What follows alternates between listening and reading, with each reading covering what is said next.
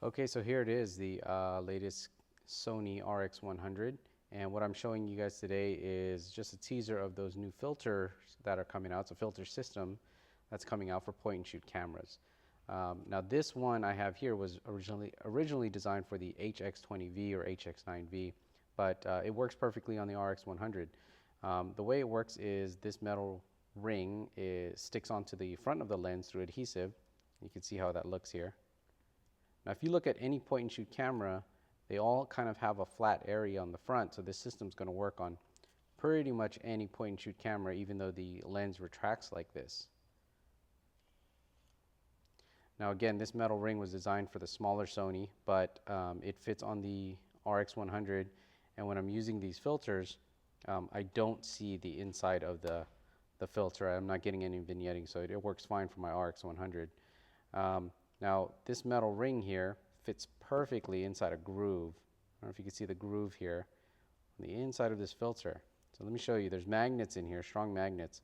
So the filter will move side to side until it locks in place. See that? It just kind of snapped into the magnet here. There you go.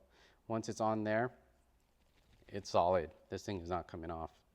So again, I can expand the lens and retract the lens, and that gives you a CPL filter or ND filter for your Sony RX100 or any other compact point and shoot.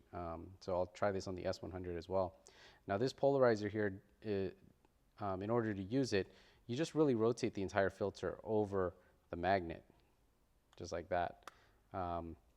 It's not a two-piece ring, but if you wanted to get into like a variable ND filter, this is an example of another design where this ring does spin. So it is possible to do a variable ND filter. So what I could do is take a step outside and show you guys how the RX100 responds as I'm rotating this polarizer around, and how it cuts out a lot of that glare and improves the image actually before it hits the sensor. So I'll show you guys that in a second. Okay, so here I am outdoors shooting with the RX100, and I'm just setting up a real simple example here. We have just some blue skies and some foliage on the trees, you know, the leaves. And what I'm going to do is I'm going to put this polarizer onto the RX100. Okay, and now this polarizer, you turn it around basically until the image looks good, and what it's doing is it's fixing that reflected light that's bouncing off of the leaves and even off of the sky. So as I turn this around,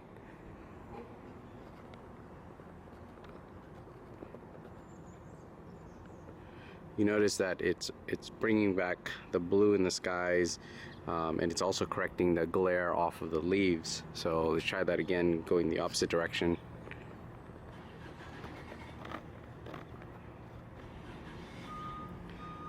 So you can see there's quite a bit of difference there just with a simple filter, and we're able to correct that polarized light, which you can't do in post. So it's important to get the right image into the camera as you're capturing, because post editing is not going to bring back this amount of information or details.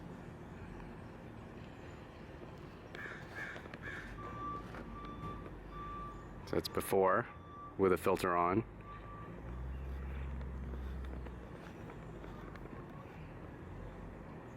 That's after with the filter turned to block the reflected light.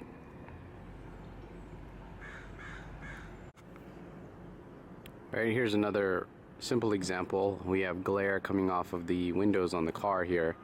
So as I turn this, just take a look at this window area here. I'm going to turn this polarizer.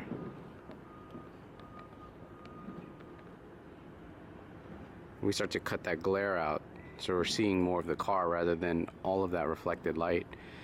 This is a better example on water and oceans, or on a cloudy day. You can bring back more of those clouds. So these polarizer filters definitely help, even on these little point and shoot cameras.